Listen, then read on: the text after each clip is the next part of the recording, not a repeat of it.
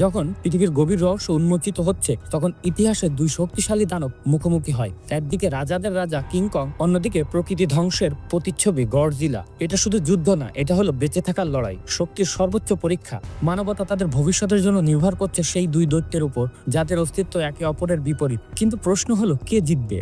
আর এই লড়াইয়ের পিছনে কি শুধু রাগ আর প্রতিশোধ আছে, নাকি আছে আরো বড় কোনো গোপন সত্য? চলুন আজকের ভিডিওতে আমরা দেখবো এই দুর্ধর্ষ যুদ্ধের গল্প, যেখানে গডজিলা বনাম কং একে অপরকে ছাড়িয়ে যাওয়ার জন্য প্রস্তুত। গল্পের শুরুতেই আমরা দেখতে পাই কং ঘুম থেকে উঠছে, তারপর সে জল নিয়ে খেলা করতে শুরু করে। আর অন্যদিকে আমরা দেখতে পাই একটি বাচ্চা মেয়েকে, সে পুতুল নিয়ে খেলা করছে এবং পুতুলটি কং এর মতো দেখতে। এবং মুভির মধ্যে আমরা জানতে পারি বাচ্চাটি কং এর খুব প্রিয়। সে কোনো কথা বলতে পারে না এবং শুনতেও পায় না, কিন্তু কং তার খুব ভালো বন্ধু। আমরা কংকে দেখতে পাই সে অনেক রাগান্বিত হয়ে আছে এবং সে একটি গাছ ভেঙে আকাশের দিকে ছুঁড়ে মারে এবং সে দেখতে পায় বিশাল এক কৃত্রিম জঙ্গলে বন্দী। বাইরে থেকে মনে হবে এটা বাস্তব জঙ্গল, কিন্তু আদতে এটা একটা ক্যান্টনমেন্ট জোন, যেখানে কংকে রাখা হয়েছে মানুষের নিরাপত্তার জন্য। এরপর আমরা দেখতে পাই ডক্টর এন্ডুইসকে, যে কিনা ওই মেয়েটিকে লালন পালন করার দায়িত্ব নিয়েছে এবং তার সাথে একজনের কথা হয়। সে বলে কং অনেক বড় হয়ে গেছে, তাই তাকে এখানে আটকে রাখা সম্ভব নয়। এরপর বাচ্চা মেয়েটা আসে ডক্টর অ্যাঞ্জেলিনার কাছে এবং ডক্টর ওই লোকটিকে জানায় যে এই জায়গা এমন একটা জায়গা যেখানে কংকে আটকে রাখা হয়েছে, এখান থেকে অন্য কোথাও গেলে গডজিলা তাকে আক্রমণ করতে পারে। এরপর আমরা বানি নামের একজনকে দেখতে পাই, আর সে অ্যাপেক্স নামের একটা কোম্পানিতে চাকরি করে। ওই কোম্পানিটি আধুনিক জিনিসপত্র তৈরি করে থাকে, রোবট এবং রোবোটিক কৃত্রিম জিনিস তৈরি করে থাকে। একদিন বানি বুঝতে পারে এই কোম্পানি গোপনে এমন কিছু একটা জিনিস তৈরি করছে যেটা আমাদের পুরো পৃথিবীর জন্য খুব খারাপ হতে চলেছে, আর সেটার কথা কেউ জানে না। বানি একটা ব্রডকাস্ট চালায়, সেখানে সে ওই গোপন জিনিসের কথা প্রতিদিন একটু একটু করে মানুষকে বলতে থাকে যে অ্যাপেক্স এমন কিছু তৈরি করতে চলেছে যে সবার জন্য খুব খারাপ হতে চলেছে। আর আমি খুব চেষ্টা করছি যে অ্যাপেক্স কি করতে চাই তা সাধারণ মানুষের নিকট আমি তুলে ধরবো। এবং বানি বিভিন্ন জায়গায় গিয়ে বিভিন্ন তথ্য কালেক্ট করতে থাকে এবং বিভিন্ন ইনফরমেশন চুরি করে ফেলে এবং সে জানতে পারে এই কোম্পানি হংকং এ বড় কিছু একটা পাঠিয়ে দিবে, যেটা সম্পর্কে কেউ কিছুই জানে না। এরপর ওইখানে অ্যালার্ম বাজতে শুরু করে, সে ভাবছে তার জন্য অ্যালার্ম বাজতে শুরু করেছে, কিন্তু না। এদিকে অন্য প্রান্তে দেখা যায় গডজিলাকে। হঠাৎ করে সে আক্রমণ করে একটি বিজ্ঞান গবেষণা প্রতিষ্ঠান অ্যাপেক্স নামের একটা কোম্পানিতে। মানুষ হতবাক যে গডজিলা এক সময় ছিল মানুষের বন্ধু, সে আজ হঠাৎ কেন এমন আচরণ করছে। গডজিলা ওই কোম্পানির উপর হামলা চালায়, এক মুহূর্তের মধ্যেই সে অ্যাপেক্স কোম্পানি ধ্বংস করে দেয়। বানি সেখানে আটকা পড়ে যায় এবং এদিক সেদিক পালাতে থাকে। সে ছুটতে ছুটতে সেখানে তৈরি হওয়া একটা অদ্ভুত জিনিস দেখতে পায় এবং গডজিলার হামলার কারণে তাকে ওখান থেকে পালিয়ে যেতে হয়। এরপর সকালবেলা পুরো পৃথিবীর মানুষ এই নিউজটি দেখতে পায় এবং সেখানে বলা হয় গডজিলা চলে এসেছে আবার। অ্যাপেক্সের মালিক তখন নিউজে ঘোষণা দেয় যে কোনো প্রাণী আমাদের বন্ধু হতে পারে না, সবাইকে একসাথে কাজ করতে হবে এবং আমাদের কাছে এমন একটা প্ল্যান আছে যার মাধ্যমে আমরা গডজিলাকে মেরে ফেলতে পারি। অ্যাপেক্সের সিইও সিমন্সের কথা শুনে আমরা বুঝতে পারি যে এই প্রাণীগুলো মানুষকে হামলা করুক এবং সব মানুষ ভাববে গডজিলা একসময় ছিল মানুষের বন্ধু, কিন্তু না, গডজিলা কখনোই মানুষের বন্ধু হতে পারে না। এরপর ম্যারিসন এবং তার বাবা এই নিউজ দেখে বিশ্বাস করতে পারছিল না যে গডজিলা এমনি এমনি অ্যাপেক্স ধ্বংস করে দিয়েছে, এর পেছনে কোনো কারণ রয়েছে। এরপর ম্যারিসন বানির ব্রডকাস্ট মন দিয়ে শোনে এবং সে বলে অ্যাপেক্স এমন কিছু করছে যার কারণে গডজিলা ফিরে এসেছে। ম্যারি তার বাবাকে এই কথাগুলো বলতে থাকে, কিন্তু তার বাবা এসব কিছুই বিশ্বাস করতে পারে না। তাই তার বাবা বলে এই প্রাণীগুলো তাদের ইচ্ছা অনুযায়ী চলতে থাকে, এটা আসলে স্বাভাবিক বিষয়। তাই মেরি কোনো উপায় না পেয়ে সেখান থেকে চলে আসে। মেরি তার একটা বন্ধুকে সাথে নিয়ে বানির সঙ্গে দেখা করতে চলে আসে। এরপর আমরা দেখতে পাই অ্যাপেক্সের সিইও একজন ডক্টরের সাথে দেখা করতে যায়। মূলত এই ডক্টর এই প্রাণী জগৎ নিয়ে রিসার্চ করছে, আর এই জগতে যেতে হলে কোনো একটা প্রাণীর সাহায্য নিতে হবে। তাই ডক্টর লিন্ড এই নিয়ে রিসার্চ করছে। তাই অ্যাপেক্সের সিইও সিমন্স ডক্টর লিন্ডের সাহায্য চায়, কিন্তু লিন্ড বলে আমার এই গবেষণা কেউ বিশ্বাস করে না। অ্যাপেক্সের সিইও তাকে বলে আমরা এমন কিছু টেকনোলজি তৈরি করেছি যার সাহায্যে গডজিলাকে হারানো সম্ভব। ডক্টর লিন্ড তখন রাজি হয়ে যায়। ডক্টর লিন্ড জানায় এখানে প্রবেশ করতে হলে আমার এক ভাইয়ের সাহায্য নিতে হবে, তার নাম ডক্টর অ্যান্ডুইস। তিনি কং যেখানে আটকে আছেন ওই ক্যান্টনমেন্ট জোনে চাকরি করেন। এরপর ডক্টর লিন্ড ডক্টর অ্যান্ডুইসের কাছে যায় এবং বলতে শুরু করে যে আমাদের কং এর সাহায্য লাগবে। ডক্টর অ্যান্ডুইস বাচ্চা মেয়েটিকে তাদের সাথে নিয়ে যেতে চাই। এই বাচ্চার কথা কং খুব ভালোই শোনে এবং সবাই রাজিও হয়ে যায়। এরপর আমরা দেখতে পাই কংকে একটা বিশাল জাহাজে করে হাত পা বেঁধে নিয়ে যাওয়া হয় অ্যান্টার্কটিকায়, যেখানে গডজিলার হলওয়ার্ডে প্রবেশ করা যায়। সমস্যা একটাই, গডজিলা টের পায়। কং চাইলে ওই জাহাজটিকে ভেঙে চুরমার করে দিতে পারে, কিন্তু না, কারণ ওই জাহাজে ওই ছোট্ট মেয়েটিও ছিল। তারপর আমরা দেখতে পাই সেখানে গডজিলা হাজির হয় এবং সবাই ভাবে যে গডজিলা কিভাবে জানতে পারলো যে কং জাহাজে করে অ্যান্টার্কটিকায় যাচ্ছে। যাচ্ছে এবং গডজিলা আসার কারণে প্রত্যেক যুদ্ধ জাহাজ থেকে গডজিলার দিকে গুলি বোমা মিসাইল ছোড়া হয়, কিন্তু এত বড় একটা প্রাণী যে তার কাছে এই গুলি বোমা কিছুই না এবং গডজিলা একে একে সব জাহাজগুলোকে ভেঙে চুরমার করে দিতে লাগলো। এরপর গডজিলার মুখোমুখি হয় কং এর, কিন্তু কং এর হাত পা চেন দিয়ে বাঁধা ছিল এবং সাথে সাথেই তাদের জাহাজটা উল্টে গেল, কিন্তু ডক্টর লিন্ড কং এর হাত পা খুলে দিল এবং কং জল থেকে উঠে আসলো এবং জাহাজটি সোজা করে দেয়। এরপর গডজিলা মুখোমুখি হয় কং এর। ফাইট করতে করতে দুজনে জলের তলায় চলে যায় এবং কং তো জলের নিচে শ্বাস নিতে পারে না এবং গডজিলা তো জলের রাজা, তাই গডজিলার কোনো সমস্যা হচ্ছে না। ডক্টর অ্যান্ড্রুইস বিষয়টি বুঝতে পারে এবং সবাইকে বলে কংকে বাঁচাতে হলে জলের নিচে আমাদের বোমা মারতে হবে। কথা মতো জলের নিচে বোমা মারা হলো এবং কিছুক্ষণ পর কং জলের নিচ থেকে উপরে উঠে আসে এবং জাহাজের উপর শুয়ে পড়ে। তখন সবাই দেখতে পায় যে গডজিলা আবার আসছে। এরপর ডক্টর অ্যান্ড্রুইস বুদ্ধি করে বলে গডজিলাকে থামাতে হলে গুলি বোমা মেরে কাজ হবে না, আমাদের সকল জাহাজের ইঞ্জিন বন্ধ করতে হবে, তাহলেই কোনো শব্দ না হলে গডজিলা ভাববে সে জিতে গেছে, তখন সে চলে যাবে। তখন জাহাজের ক্যাপ্টেন কথা মতো সব জাহাজ বন্ধ করে দিল এবং গডজিলা ভাবলো যে সবাই মারা গেছে। এরপর গডজিলা চলে গেল। তারপর সবাই মিলে ভাবনা চিন্তা করে কিভাবে কংকে অ্যান্টার্কটিকায় নিয়ে যাওয়া যায়। তবে সমুদ্রে তো গডজিলা ঘুরে বেড়াচ্ছে, তখন সবাই মিলে ভাবলো যদি কংকে উড়িয়ে নিয়ে যাওয়া যায় তাহলে কেমন হবে। তখন হেলিকপ্টার দিয়ে কংকে ঝুলিয়ে অ্যান্টার্কটিকায় নিয়ে যাওয়া হচ্ছে।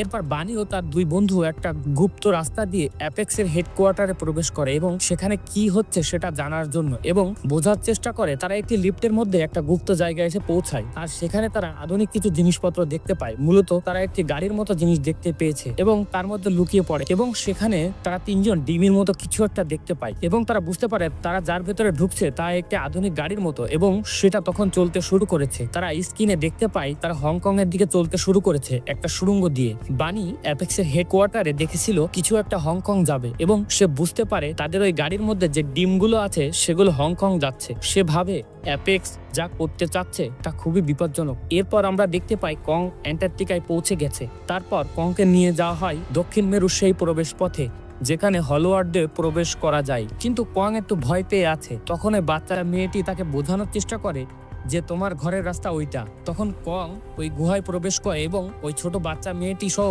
সবাই তারা পিছনে একটা গাড়ি করে চলতে শুরু করে। তারা তার সাথে যাচ্ছিল এটা দেখার জন্য সে সঠিক মতো যেতে পারছে কিনা।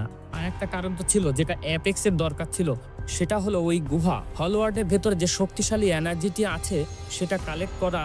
কং তার রাস্তা দিয়ে এগোতে থাকে এবং তার পিছনে ওই দুটো গাড়ি তারা চালাতে থাকে। কিছুক্ষণ চলার পর কং এমন এক জায়গায় গিয়ে পৌঁছায় যেখানে একটি আলোর গর্ত থাকে, কিন্তু তারা অ্যাপেক্সের আধুনিক একটা গাড়িতে থাকার কারণে তাদের কিছুই হবে না, তাই তারা অনায়াসেই সেখানে প্রবেশ করতে পারবে। এরপর কং সেখানে প্রবেশ করে এবং তার সাথে তারা সবাই সেখানে প্রবেশ করে। সেখানে প্রবেশের পর কং এমন ভাবে চলতে শুরু করে যেন তার হারানো শৈশব ফিরে পেয়েছে। এরপর হঠাৎ করে তাদের উপর হামলা করে একটা ভিন্ন প্রাণী, কিন্তু কং সেই প্রাণীর সাথে লড়াই করে এবং এক পর্যায়ে সেই প্রাণীটিকে সে মেরে ফেলে এবং সবাইকেই বাঁচিয়ে দেয়। এখানেই অদ্ভুত দেখতে কিছু প্রাণী আমরা দেখতে পাই। অন্যদিকে বানি ও তার দুই বন্ধু হংকং পৌঁছে গেছে এবং সেখানে তারা একটি গুপ্ত জায়গায় প্রবেশ করে। এরপর তারা স্বপ্নেও কল্পনা করেন যে এত বড় মেগা গডজিলা তারা দেখতে পাবে। এরপর ওই মেগা গডজিলাকে চেক করার জন্য তারা সামনে একটা প্রাণীকে ছেড়ে দেয় এবং তারা দেখে যে তারা কেমন ফাইট করতে পারে এবং তারা ওই প্রাণীকে দেখে সেখান থেকে পালাতে শুরু করে। তারপর তারা দেখতে পায় যে মেগা গডজিলাটি তার মুখের ভেতর থেকে আগুন বের করে ওই প্রাণীকে হত্যা করে। তখন তারা তিনজন বুঝতে পারে এটাই হলো সেই অ্যাপেক্সের তৈরি সিক্রেট মেগা গডজিলা, যেটা গডজিলাকে মেরে ফেলতে পারে। তাই গডজিলা টের পেয়ে অ্যাপেক্সের হেডকোয়ার্টারে হামলা করে সব পুড়িয়ে দিয়েছিল, কিন্তু এই হামলায় গডজিলা সবার কাছে ভিলেন হয়ে যায় এবং সবাই গডজিলাকে মারার চেষ্টা করেছিল। এরপর আমরা কংকে দেখতে পাই। কং এমন একটি জায়গায় পৌঁছেছিল যেখানে কং এর পুরো পরিবার বসবাস করত এবং সে সেখানে একটা হাতিয়ার দেখতে পায় যেটা গডজিলার শিং দিয়েই তৈরি। কং ওই হাতিয়ারটি এমন এক জায়গায় রাখে যেখানে একটা এনার্জি তৈরি হয় আর ওই হাতিয়ারটি জ্বলতে শুরু করে এবং ওই এনার্জির একটা ছবি অ্যাপেক্সের সিওর মেয়ে অ্যাপেক্সে পাঠিয়ে দেয় এবং এই এনার্জি অ্যাপেক্সের দরকার। যে মেগা গডজিলাটি তারা বানিয়েছে তার শক্তি বৃদ্ধি করার জন্য,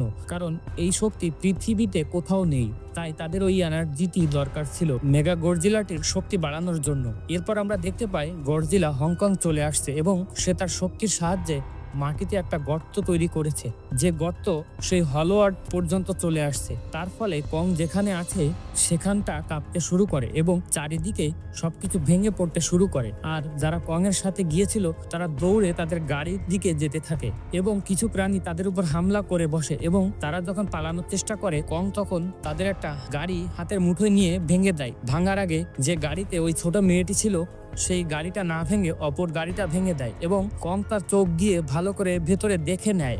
আর যে গাড়িটা ভেঙে দেয় সেই গাড়িতে ছিল অ্যাপেক্সের সিইওর মেয়ে। কং এর সাথে ডক্টর লিন্ড, ডক্টর র্যান্ডুইস ও বাচ্চা মেয়েটি আসে। এরপর কং আর গডজিলার লড়াই আবার শুরু হয়ে যায় এবং হংকং শহরের উপরেই শুরু হয় ভয়ানক যুদ্ধ এবং তারা তাদের ফাইট করতে থাকে।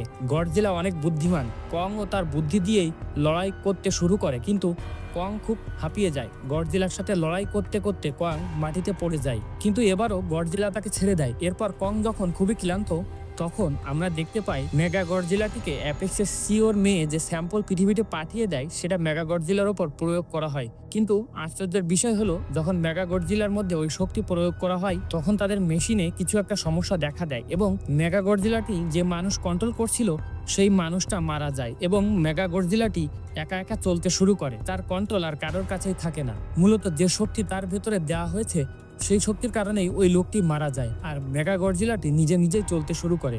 এরপর মেগা গডজিলাটি পুরো শহরকে পুড়িয়ে ধ্বংস করে দেয় আর শুরু হয় গডজিলা ও মেগা গডজিলার যুদ্ধ। কিন্তু গডজিলা থেকে মেগা গডজিলা অনেক বেশি শক্তিশালী, তাই গডজিলা তার সাথে হেরে যাচ্ছিল। তারপর তাদের লড়াই চলছিল, অন্যদিকে কং সবকিছু দেখছিল। গডজিলা তার শক্তি দিয়ে মেগা গডজিলাকে হারানোর চেষ্টা করছিল, কিন্তু তারপরও মেগা গডজিলা তার শক্তি দিয়ে গডজিলাকে আহত করে ফেলে এবং মনে হচ্ছিল যে গডজিলা হয়তো মারা যাবে। এরপর আমরা দেখতে পাই কং আস্তে আস্তে মারা যাচ্ছে, হার্টবিট কং এর কমে যাচ্ছে। তখন ডক্টর লিন্ড ও ডক্টর র্যান্ডুইস তার বুদ্ধি করে তাদের সেই গাড়ি দিয়ে কংকে একটা শক দেয়। এরপর কং আবার উঠে দাঁড়ায় এবং বাচ্চা মেয়েটি তাকে বোঝায় যে গডজিলা তার আসল শত্রু নয়, তার আসল শত্রু হলো ওই মেগা গডজিলা। তারপর কং ও তার সাথে ফাইট শুরু করে। মেগা গডজিলার এত শক্তি ছিল যে তাদের দুইজনকেই হারিয়ে দিচ্ছিল। তারপর কং বুদ্ধি করে তার হাতের সেই হাতিয়ার দিয়ে মেগা গডজিলাকে আক্রমণ করে, কিন্তু তার সেই হাতিয়ারের শক্তির পাওয়ার কমে আসে এবং গডজিলা তার শক্তির সাহায্যে ওই হাতিয়ারটাকে চার্জ করে দেয়। তারপর ওই হাতিয়ার দিয়ে কং মেগা গডজিলাকে আক্রমণ করে এবং মেগা গডজিলার শরীরে বিভিন্ন অংশ ছিন্ন ভিন্ন করে ফেলে। কং তার মাথাটাকে ছিঁড়ে নিয়ে খুব জোরে আওয়াজ করতে থাকে। এরপর গডজিলা তার সামনে আসে, কিন্তু কং তার ওই হাতিয়ারটা ফেলে দেয় এবং তা দেখে গডজিলা চলে যায়। এরপর আমরা দেখতে পাই কং তার নিজের জায়গায় আবার চলে এসেছে এবং তারা তাদের মতো করে আবার কং এর দেখভাল করছে। আর এরপরে সিনেমার গল্প এখানেই শেষ হয়ে যায়। তো আজকের গল্পটা আপনাদের কাছে কেমন লেগেছে কমেন্ট করে জানাবেন, আর ভিডিওটি ভালো লেগে থাকলে একটি লাইক করবেন। এরকম এক্সপ্লেইন ভিডিও পাওয়ার জন্য চ্যানেলটি সাবস্ক্রাইব করতে পারেন। তো কথা হবে আবার পরবর্তী ভিডিওতে, ততক্ষণের জন্য ভালো থাকবেন, সুস্থ থাকবেন।